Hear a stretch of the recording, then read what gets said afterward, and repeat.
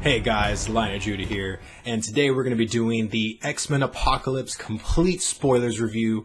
I have seen this movie twice, and first impressions, I loved it. I don't know why people are complaining. I don't know why people, not complaining, but I don't see why this movie is so divisive. You see, like, if this was the score that Batman v Superman got initially, and stayed that way to the end, was like a 51, percent rotten. I can see people saying that score is more valid. But for X-Men Apocalypse, what? 49%, I think it's at right now on Rotten Tomatoes. That's just dumb. I think critics are just being way too into themselves, and I've had a video about that I will leave in the description below if you haven't checked that one out, about my whole stand on what critics are doing to movies as of late. But man, this movie was such a roller coaster ride of awesomeness. It was just, okay, let me just kind of explain a little bit about myself. Like, for me, I'm a huge comic book fan, but I've always been more DC comic oriented when I was growing up than I was Marvel oriented. But I loved, I was I was born in the 80s. I grew up in the 90s. So for me, the Marvel stuff I did watch, cartoon wise, was like, the 90s Amazing Spider-Man, and X-Men in the 90s, it was just one of the best cartoons, and it was like on the Saturday morning circuit, so it was just really, really, really good. And so my knowledge of X-Men is pretty much limited just to that. I really have never personally bought an X-Men comic, but man, for me, watching every single X-Men movie, X-Men 1 and then X-Men United and Last Stand, and then watching Days of Future Past and X-Men First Class. This movie was just so awesome. Like, I loved Apocalypse. I absolutely loved Oscar Isaac as Apocalypse. Okay, I don't know where to start. Like, the beginning of this movie, when it was off, I think in Egypt, or Cairo. Man, it was just so awesome to see the whole transference and everything like that. And then, the whole betrayal and the other X-Men. There was so much death in this movie. Like, whoa, there were just like people dying like left and right. But man, it was just, the beginning was amazing, so well paced. I still don't see and understand why, Apocalypse needs 4 horsemen. I guess he just does. It's just like a thing. Whatever. I mean, I didn't mind it. Now, as of the 4 horsemen themselves, I thought they all visually looked amazing. Everything in this movie, visually, costumes, the aesthetics, the scenery, everything was just breathtaking. It was exactly what you would want from an X-Men movie. The music was, oh my God, it was just one of those things that just elevated every single moment that needed to be elevated and just capture you in those moments. It was just like, the score was supreme. Now, people will talk about the pacing of this movie being uneven or even somewhat boring. I mean, for me, like I said, I am not a hardcore X-Men fan, but I do enjoy the movies, and I just don't see and understand why people would say that. Everything they really showed wasn't like, there wasn't like scene after scene after scene of like, dialogue and exposition and just whatever. Like, every scene was pretty impactful, and it led to something great. You know what I mean? And if there was talking, the next scene would deliver with something. And I don't know what people are complaining about. Quicksilver, again, in this movie, shined completely. Like, I was so skeptical of what we were going to see, as far as the Quicksilver scene, but the whole Sweet Dreams song was utterly amazing. Like, so good. I couldn't believe how great it was. It was just, and from what I know, the actor, I can't remember his name off the top of my head, but he was on set for 3.5 months. He was on set longer than any member, just for that scene alone. Took 3.5 months to shoot. So, for me, going into the movie knowing that, man, just amazing. Like, and I thought, how could they surpass the scene from Days of Future Past? And they, Bryan Singer, I applaud you, because that was an awesome scene. The other thing I guess people were complaining about was Apocalypse wasn't taller. And I don't critique that being a negative thing. Now, it would have been something that would have added, but to me, it never took anything away. So him being the same height as, everyone, yeah, it wasn't as menacing as a villain, but for what he can do as a villain, he was definitely menacing. He was definitely a threat, not just to the X-Men, but the world. Just in that scene where he took over Cerebro, and you just saw him basically go into Xavier's mind and just launched all the nukes in the whole world just out into the atmosphere. And I honestly thought he was going to use that later. But he just wanted everyone to be defenseless. He wanted to be the one to take control, and he did. And, okay, so that explains that scene.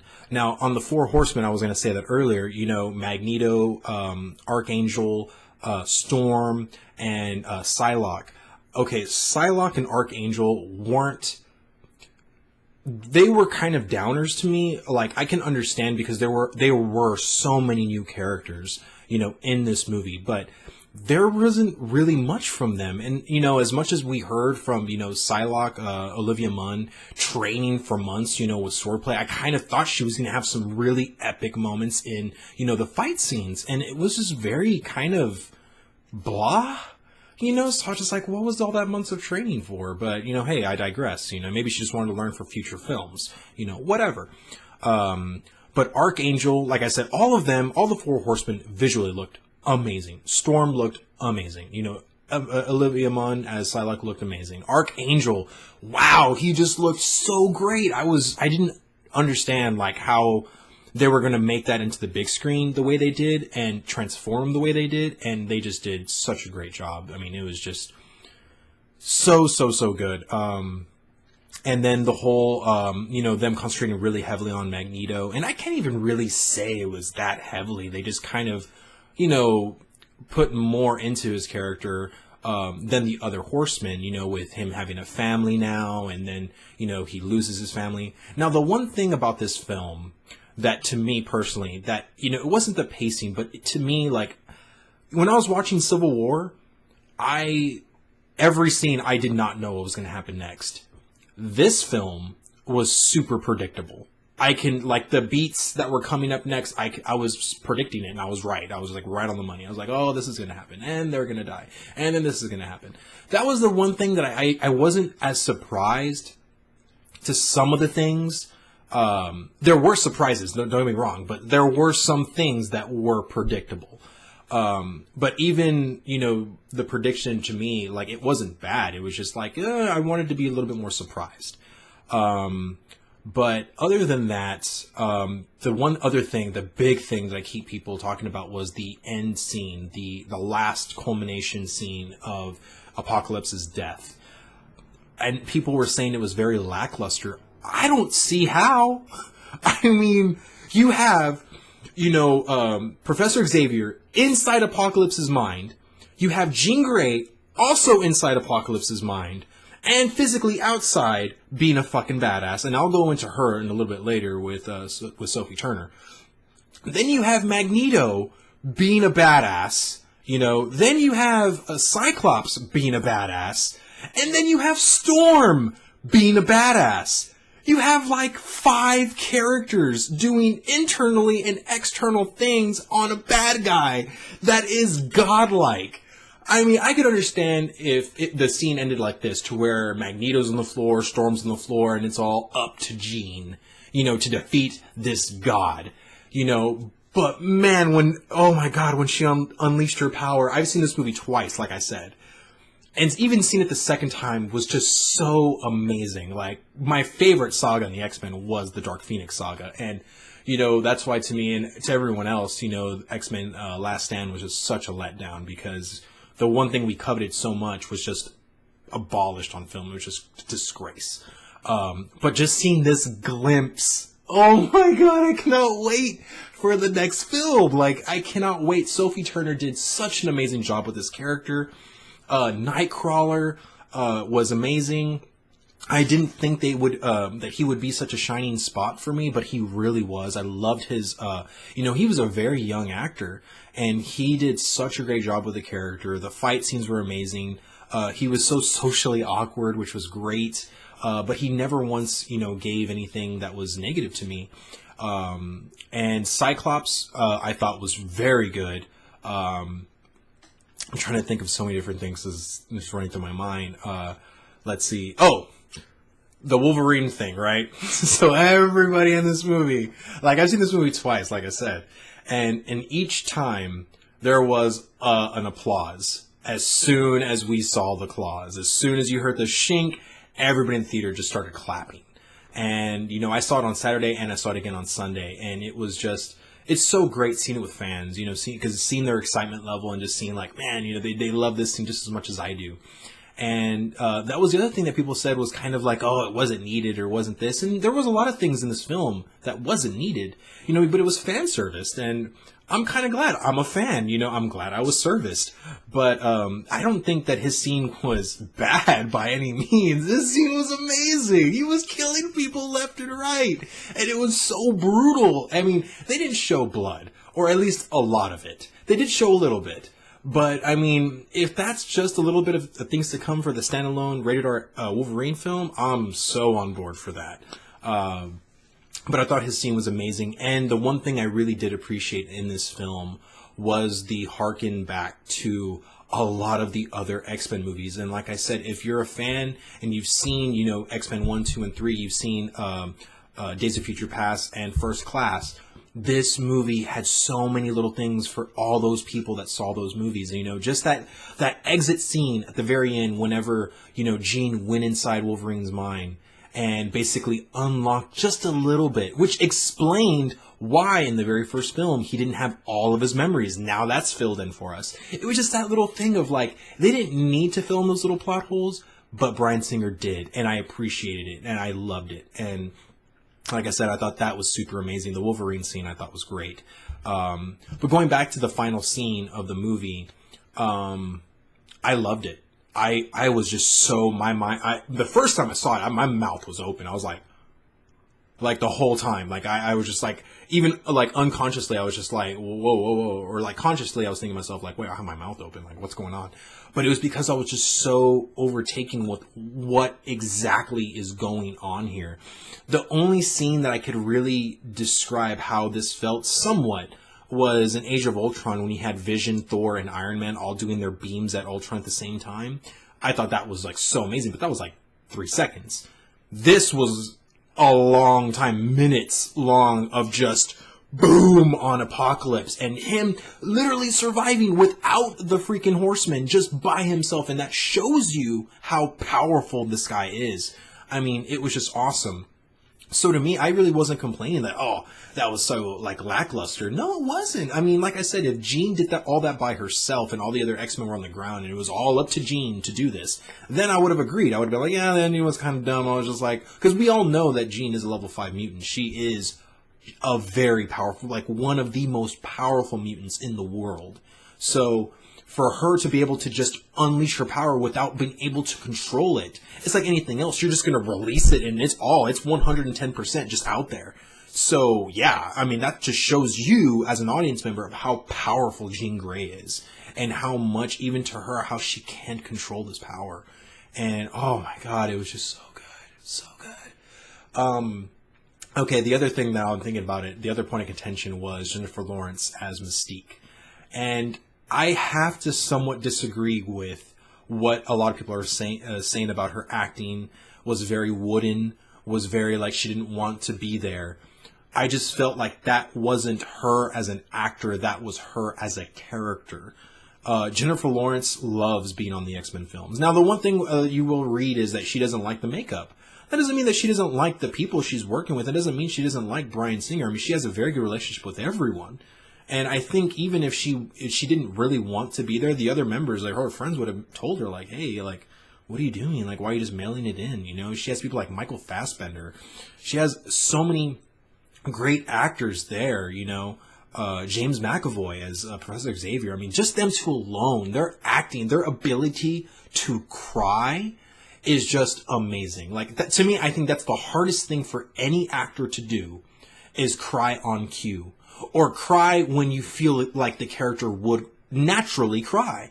And just some of the scenes of like Michael Fassbender, of like when you saw how angry he was and just the tears rolling down his face, and just James McAvoy just instantly, he was all fine. And then just feeling Magneto's pain, you just see tears rolling down his eyes. I mean, and that's not fake. That's them as an actor just being that amazing. So I just think I think critics are just being a little too overly ridiculous with the criticism this film has. You know, I could even understand if this film was like a 70% or a 70 on Metacritic. But 50, so divisive, I can't, you know, and right now I think it's 79% on the audience score for Rotten Tomatoes. And to be honest, if I have to score this movie, and I've seen it twice, now the first score I originally gave it was an 8, and I was dawdling between an 8.5 and an 8. But my final score of this movie is a 9. And the reason why is because when I gave the score, when I scored Civil War, I gave it a 9.5. Because to me, the really only two things that bugged me in that whole movie was the villain and was the whole turn of Tony Stark going complete government official. Those are the two things that bugged me, but they weren't really big contentions or anything like that. There was a little bit more that bugged me about this film. You know, one definitely being the fact that there was just some things that Apocalypse would do in one scene, and then in another, it basically just like, oh, I'm not going to do that right now.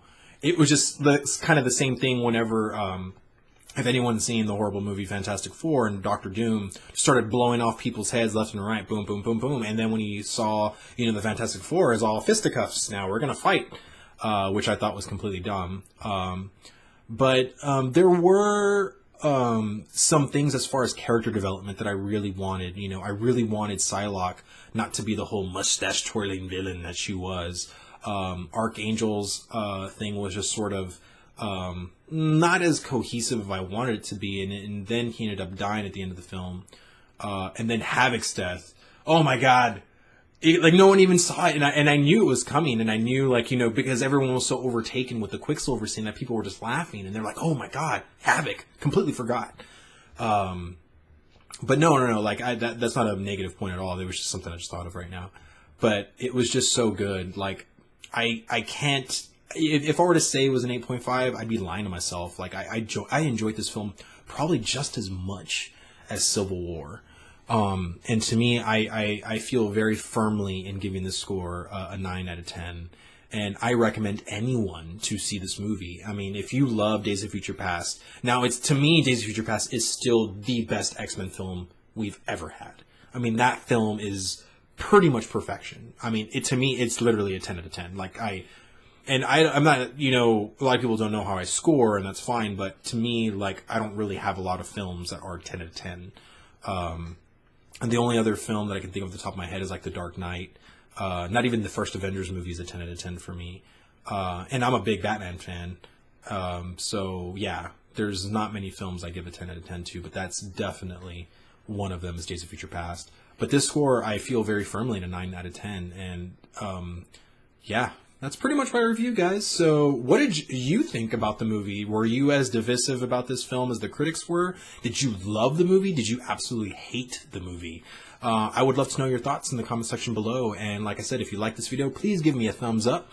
And if you really like my content, you can always hit that subscribe button for me, and that'll let you in on anything I have as far as movie reviews.